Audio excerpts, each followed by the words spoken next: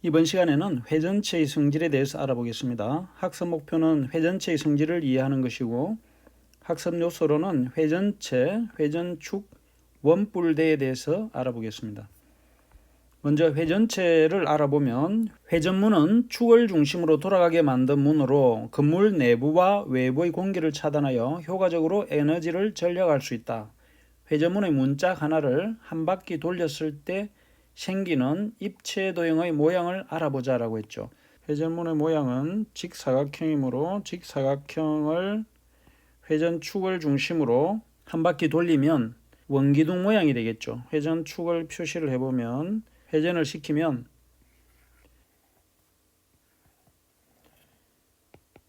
이런 원기둥 모양이 되겠죠.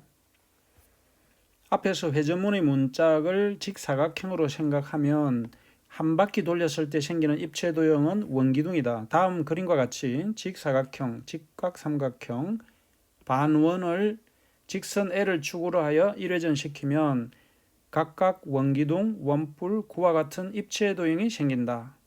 그림을 살펴보면 첫 번째 그림은 직사각형을 회전을 시켰을 때 생겨나는 도형은 원기둥이죠.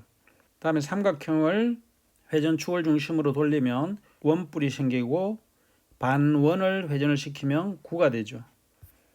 이와 같이 한 직선을 축으로 하여 평면 도형을 1회전 시켜서 생기는 입체 도형을 회전체라고 한다. 이때 축으로 사용한 직선을 회전축이라고 한다. 그러면 회전체와 회전축의 낱말 뜻은 정확히 알 수 있겠죠. 오른쪽 그림은 회전축과 옆면, 모선, 밑면, 높이에 대해서 나타낸 것입니다. 문제 1번은 다음 평면 도형을 직선 L을 회전축으로 하여 1회전 시킬 때 생기는 회전체를 그리시오라고 했죠. 회전체를 그려보면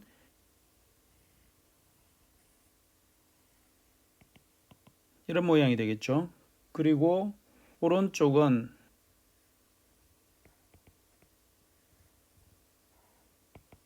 이런 입체 도형이 생겨나겠습니다. 직선 L을 회전축으로 1회전 시킬 때 생기는 회전체의 겨냥도를 그릴 때는 회전축을 대칭축으로 해서 선대칭 도형을 그린 다음에 대응하는 점 사이를 지름으로 하는 원을 그리면 되겠죠.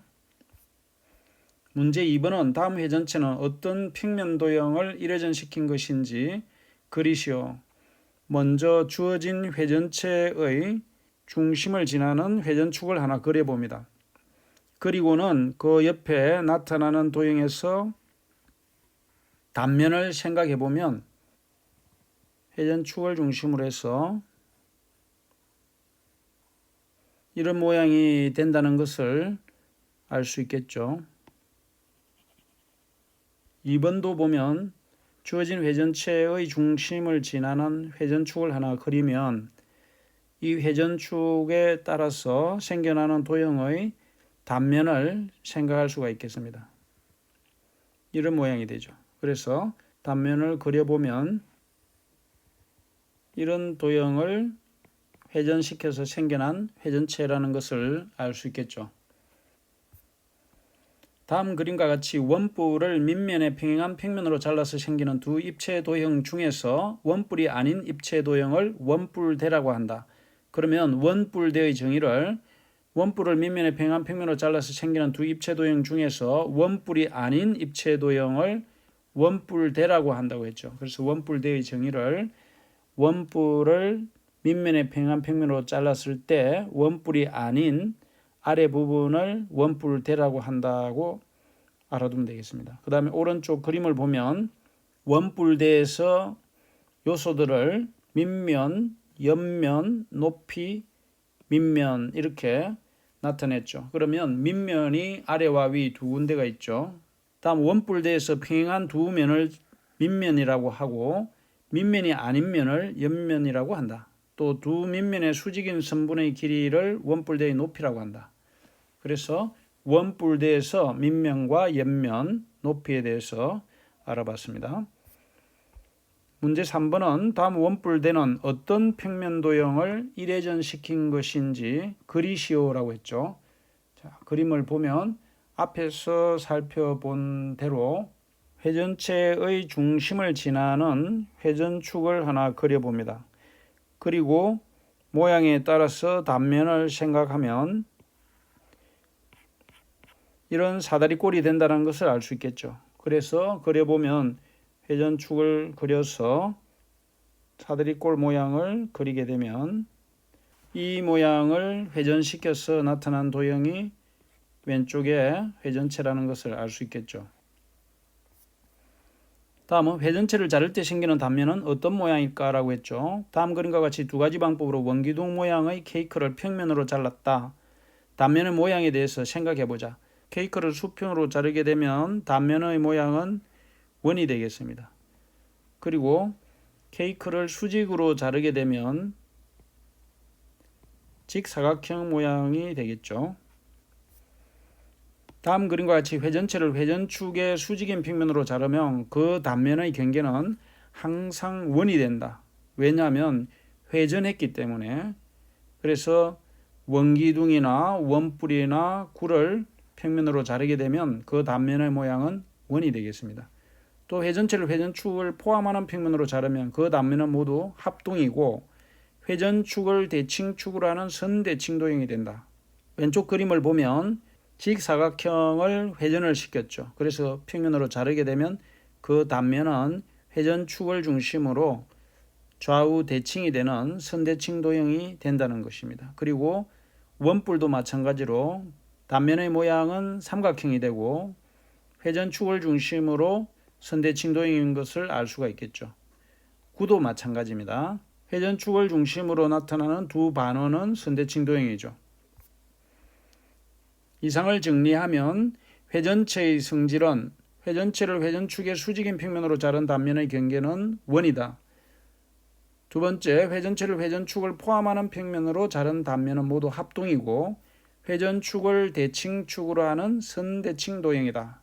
자, 그러면 회전체의 성질을 정리하면 회전축의 수직인 평면으로 자른 단면의 경계는 원이고 회전체를 회전축을 포함하는 평면으로 자른 단면은 모두 합동이고 선대칭도형이다. 이렇게 정리를 해두면 되겠습니다.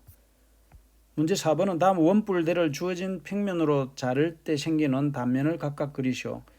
왼쪽에는 회전축의 수직인 평면. 자, 왼쪽에서는 회전축의 수직인 평면으로 자른 단면의 모양은 회전축을 하나 그려보면 회전축의 수직인 평면으로 자르게 되면 이렇게 가로로 자르게 되면 단면의 모양은 이렇게 원이 되겠죠.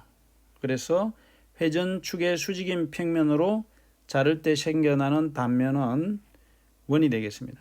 그 다음에 회전축을 포함하는 평면이라는 것은 다시 회전축으로 이렇게 자른 거죠. 그러면 이 평면의 단면은 그림과 같이 사다리꼴이 되겠습니다. 다음은 문제 해결 문제로 굴을 한 평면으로 자를 때 생기는 단면의 모양을 알아보고 단면의 넓이가 최대가 되도록 자르는 방법을 말하여 보자라고 했죠.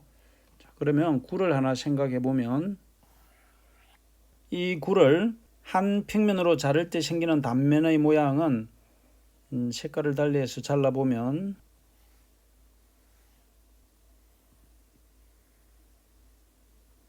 이와 같이 어떤 모양으로 자르더라도 모두 원이 되죠. 단면의 넓이가 최대가 되도록 자르는 방법은 구의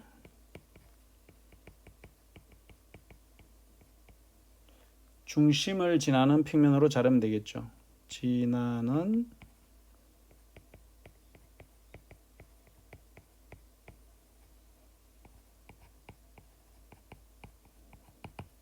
평면으로 자르면 단면의 넓이가 최대인 원이 되겠죠.